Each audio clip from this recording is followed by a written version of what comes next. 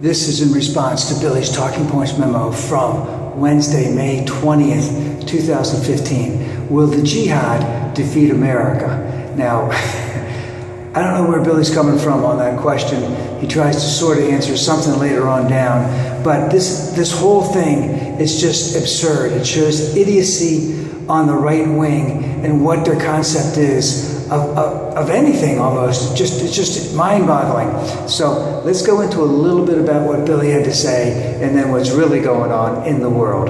So Billy brings up that we do not have a strategy to defeat the jihad, defeat ISIS in Syria and in Iraq. Billy talks about how, let's say, he claims 2 years ago, probably not quite that long, how with the problem that was going on in Syria, which he didn't talk about very much, that this is where ISIL took a stronghold.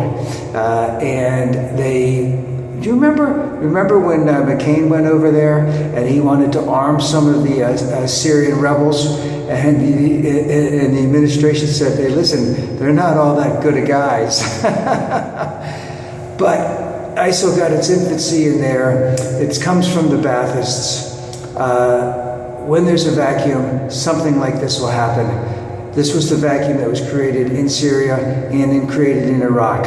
We created the problem in Iraq. I don't know all the details of how the Syrian rebellion started, but it's now in its, fourth year, fifth year. And ISIL took over a little bit. They took over parts of Syria. They swept into Iraq. The Iraqi army, wherever they were stationed, cut and ran.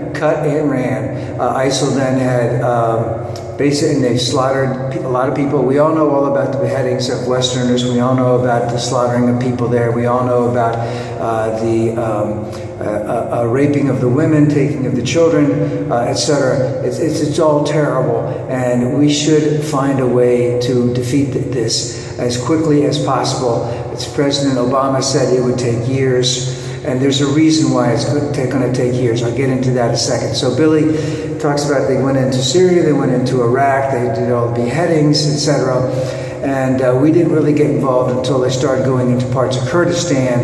And of course, Kurdistan is an ally of the United States. That's when the United States started getting in. I know we were doing a lot of stuff behind the scenes. Didn't really talk about it too much until that happened.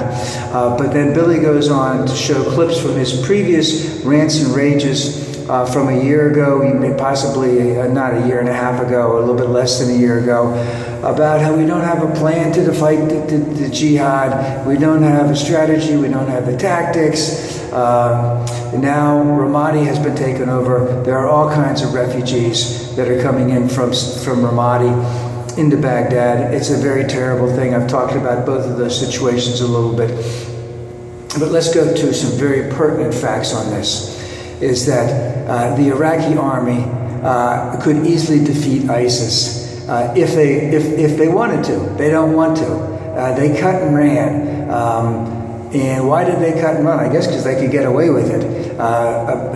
Thousands of people in the Iraqi army would pay portions of their salary to their superiors, meaning their colonels or generals or whatever they are, and then they didn't have to show up for work. That's really not how you run a country. And they knew, and the United States told the Iraqis that they would be heading towards Ramadi at some point in time.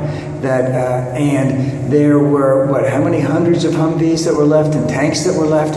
ISIS might have some capability, but there wasn't anything that the Iraqi army showed that would indicate that they were capable of doing any type of fighting. Now, is this the result of the United States' failure to train them since 2003? In some instances, yes. Is this also the failure of the Iraqi government not to have the structure, not to have the discipline, and be on top of all of this? It certainly does. Does it also have to deal with the Iraqi government, who basically was listening to the United States, taking their money, taking their arms, taking their tanks, And in the meantime, slowly, quietly, through laws, through their own nefarious ways, getting rid of all the Sunnis as best they could, in terms of legally, in terms of killing them, etc., in Iraq. Yes, because the Shia wanted to have a Shia theocracy in Iraq, and all of these towns that have been taken over by ISIL are Sunni towns, except for this couple of northern ones where they have some Kurds in there too. What this is a catastrophic failure. But here's something that I'd like to point out. You know, many people knew that this would be the result. I believe Robert Byrd stood on the floor of the Senate and said that there would be some terrible things that would happen. And there is an old saying, the devil you know is sometimes a heck of a lot better than the devil you don't know.